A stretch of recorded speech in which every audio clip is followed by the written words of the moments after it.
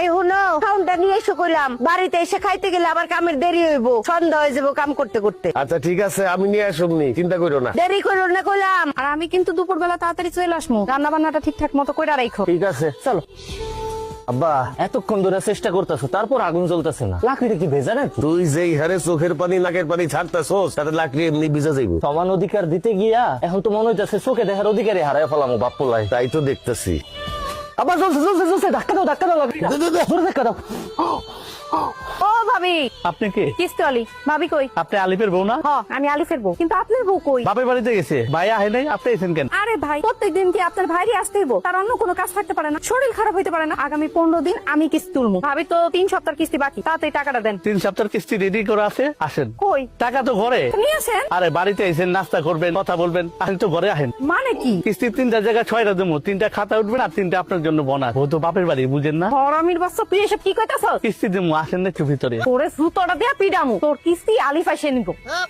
6 কিস্তি এক লগে দিতাম কিন্তু। কিরে রান্নার খবর কি? রান্না হইছে? ভাত হইছে? সব ভাত তো হইছে, তবে ছোট্ট একটা সমস্যা হয়ে গেছে। সমস্যা কি? হইছে করছস নাকি? তুই তো সব ভাত ফলাই দিছস। এখন আমি তোর মাল লেগে কেমনে ভাত নিয়ে যাবো? তাহলে তো দুপুরের মধ্যে খাবার নিয়ে যেতে কইছে। এ আব্বা, আমি তোমার একমাত্র পোলা, ভাতের মার গালতে গিয়ে আমার হাতটা পুড়ে গেছে, সেটা নিয়ে তোমার কোনো চিন্তা নাই। তুমি আসো মাল লেগে কেমনে ভাত লয়ে যাবে সেই চিন্তা লইয়া। তোর মার ভাত যদি আমি সময় মতো না নিয়ে যাই, তুই জানোস আমার খবর করে দিব। বউয়ের শাসন কি জিনিস, বউয়ের যন্ত্রণা কি জিনিস, তুই কি বুঝবি? এমন কইরা কইতাছো মনে হইতাছে তোমার একারই বউ আছে, আমার বউ নাই। আমি তারে কেমনে খাবার দিব সেটা কও, এটা বুদ্ধি দাও। এক কাম কর, উঠা মাটির থেকে সব ভাত উঠা ধুয়ে ফেলা। এই ভাতি ওকে খাওয়াবো, আমরা পরে রান্না করে খাবো। ঠিক আছে। তরকারির অবস্থা কি তোর? দেই তরকারি ও রান্না শেষের পথে, লবণটা দেখো তো। দেই লবণ হইছে।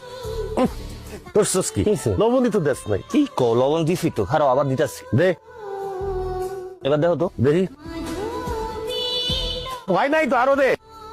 এবার দেখো ফুসকেন সব হারাইয়া ফেলাইছো। তুমি তো একই চামচের থেকে বারবার লবণ সাইকা দেখতেছো, লবণটা হইবটা কেমনে? এখান থেকে দেখো, পাতিল থেকে দেখো দেখো। ঠিক আছে? ইয়াল্লাহ, এত লবণ দেয় মানুষ? তুমি নিজেই তো আমার লবণ দিতে কইলা, তাহলে এখন কি করুম? পানি দে, পানি কি করলি তুই? তুই কি এই তরকারির মধ্যে গোসল করবি? এত পানি দেয় কেউ? কি কো আপা, তুমিই তো আমার পানি ঢালতে কইলা। তোর মার সামনে তো আমি মুখ দেখাইতে পারুম না, লজ্জায়। খালি মার কথা লয়ে আইছো, আমি আমার বউয়ের সামনে কেমনে মুখ দেখাম? মারে আমি বুঝাই রাখবো, তুমি চিন্তা করো না। কি আর করবি? এগুলাই দিয়া দে, এগুলা লয়ে যাই। আল্লাহ জানে আজকে কি কবলে আছে। এটাই লয়ে যাও, যা আছে কপালে। হে বলা বেগম, আসো খাইয়া দাও, আসো আসো। এ বিকাল বাজে 4টা, তুমি এত করে খাও না? একটু দেরি হয়ে গেল, কি করুম কও? খাও।